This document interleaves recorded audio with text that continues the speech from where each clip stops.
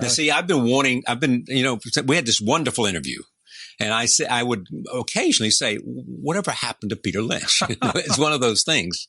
And whatever happened to Peter Lynch is my question. Well, it's funny. People said he'll start his own fund. He'll do a hedge fund. I said, no.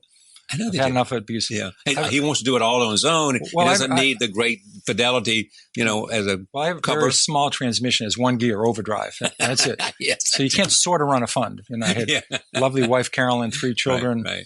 I wanted to do other things. So I've now worked very part-time with younger analysts. So it's been my father died at 46. So and was that the reason 46? Or I guess it's 6 year mind. He took sick when he was 43, died at 46. Maybe I was going to live to 146, but I said, I love the job, love the company, but I worked every Saturday for 11 years.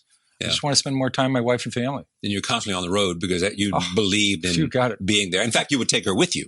Yes. Right. And family with you because, in search of understanding the company. Correct. That's right.